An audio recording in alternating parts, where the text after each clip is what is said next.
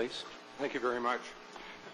Actually, I have the task of condensing 103,000 documents and letters in the FastLink archives, and the issues of more than 400,000 people who use our services annually into a 10-minute presentation. I don't know if we can do that, but we're going to try. Okay, thank you. And I would like to congratulate Mr. Parsons on Sandy's Law being implemented. Thank God it's there. Your work has been fantastic. It's delighted to see that. An individual's place and success in society is almost entirely determined by neurological functioning. A neurologically injured child is unable to meet the expectations of parents, family, peers, school, and career, and can endure a lifetime of failures.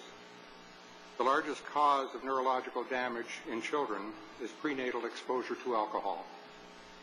These children grow up to become adults. Often the neurological damage goes undiagnosed, but not unpunished.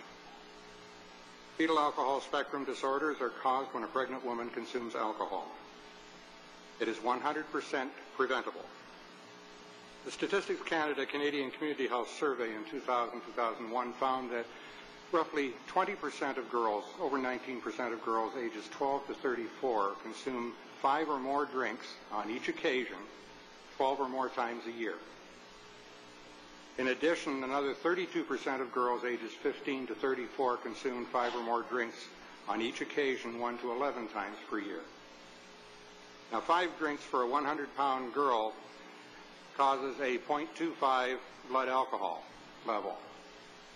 That's 3 times the legal limit. 0.30 usually gets somebody into the intensive care unit.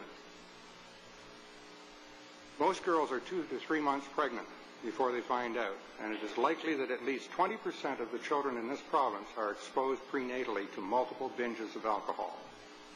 Even low levels of consumption, as low as 1 drink per week, have been shown to be adversely related to child behavior.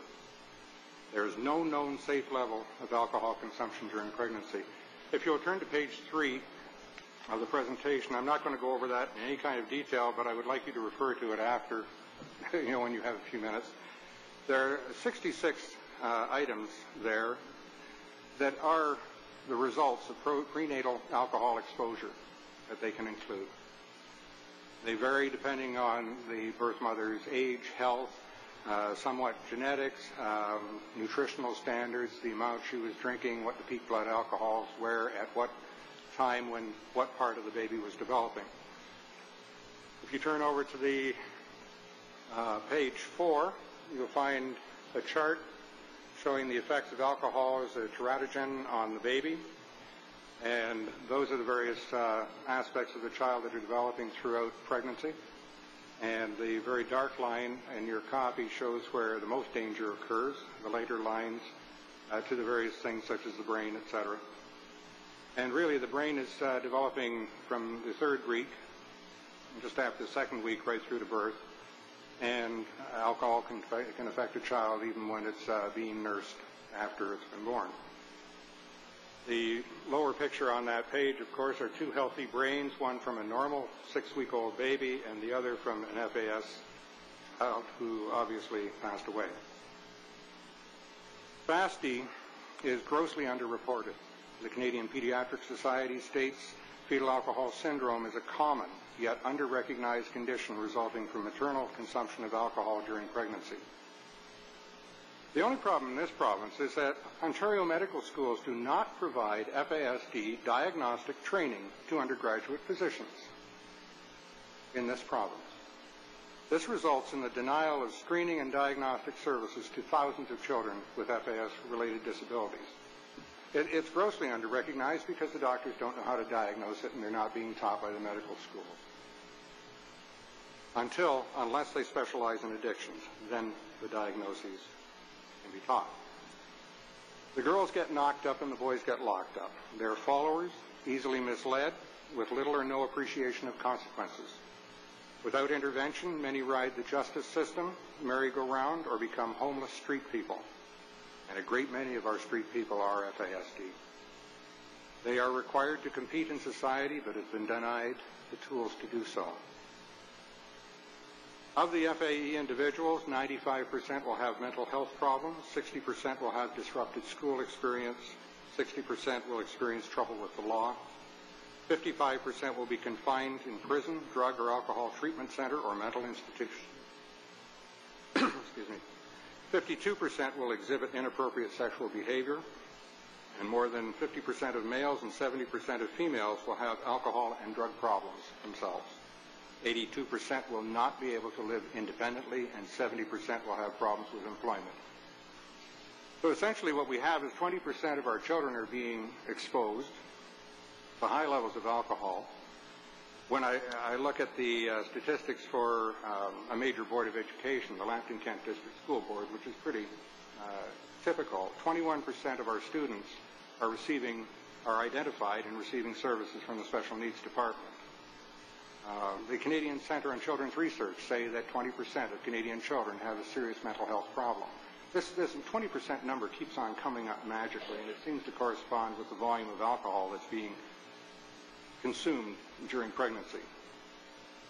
We get into youth in care. Today, a very large percentage of the children in CAS have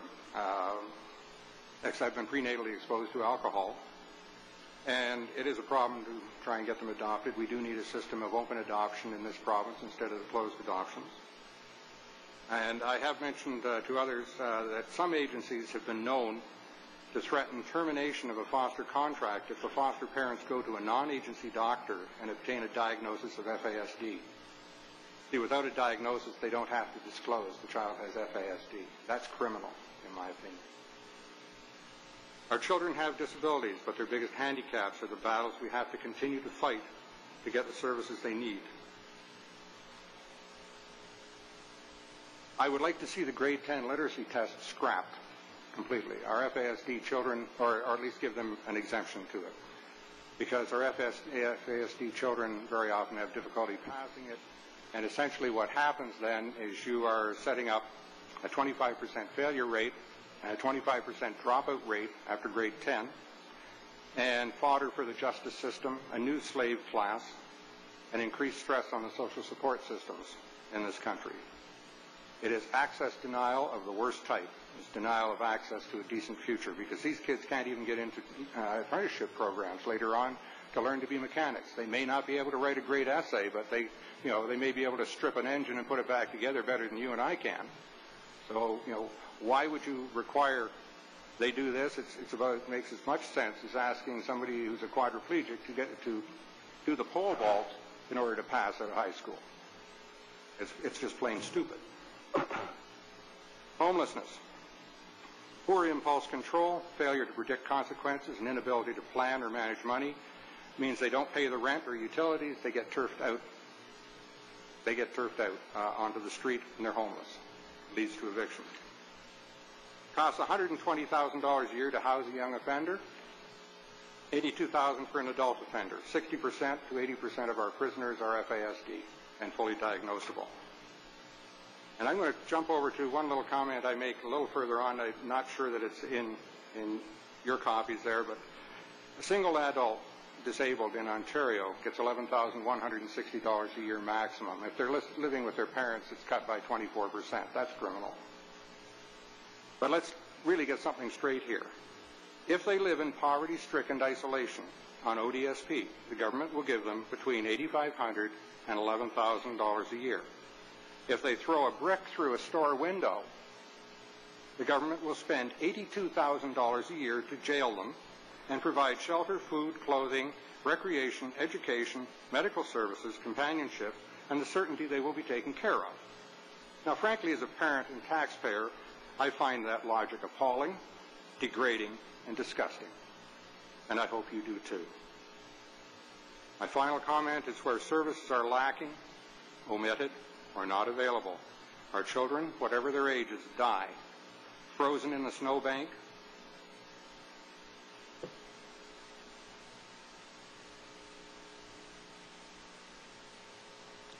through suicide, drug overdosing, and complications, by being on the street. That's it. Thank you. Mr. Parson, 1 minute each, please. It's a difficult topic. Our son died a year ago Saturday. FAS. His brain is malformed intellectually. The blood vessels.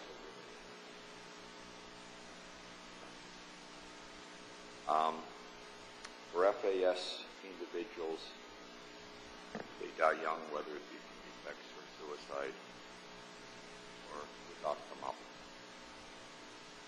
We struggle to find a cure for cancer or heart disease. We have the cure for FAS. Don't drink while you're pregnant. It's as simple as that. I don't have a question. I want to applaud you. I absolutely applaud you for what you did. 20 years ago, FAS. Now we know we have to change the way they are for them. And the more publicity, the better. Thank you. If there's anything I can ever do to help. Thank you. Thank you, Mr. Jackson. Chairman, I've known Bruce for a while, and I'd like to yield my minute for him to add some more for the record. Let me allow Mr. McCase, and then I'm giving him my minute. Yeah, and then I'm giving him my minute. I realize that. Thank you. That's fine. I thought maybe you would want to summarize after the questions. Get there is some. Okay. I'm pleased Why to don't give you Bruce another minute. Your choice. Thank you. You go ahead now. That's I fine. appreciate that. Okay. In the justice system, we spend $12 billion annually. Okay. The alcohol industry contributes $3.2 billion annually. Half of the justice budget is related to alcohol issues, whether it's FAS or whether it's car accidents, whatever. But more than half the budget is justice budget alone. Now that's $6 billion, and the alcohol industry is only contributing 3.2. Well, you know, if you want to play, you got to pay. So maybe they should be paying the full shot. And that money should be coming back to the people they're affecting, quite frankly, because none of the money is coming to the grassroots. None of the money is actually getting to the people who are dealing with this face-to-face on a day-to-day basis. We need your help.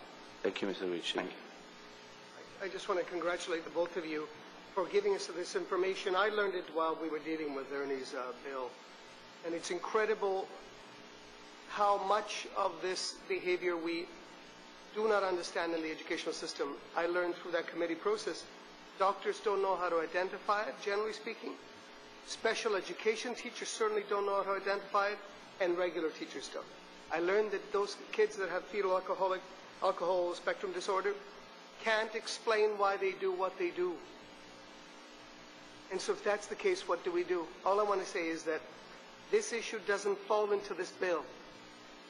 But it could if we found a way to build it in, and I hope we find a way to do that. It honestly does fall into the bill because you can make FASD a listed disability in there along with diabetes. It's the same with autism. It doesn't fit. I hope it does, but it can. I agree with you. Then let's hope in heaven's name you will actually do it. Okay. And we thank you very much for your presentation, and we'll move on to the next one. Thanks again.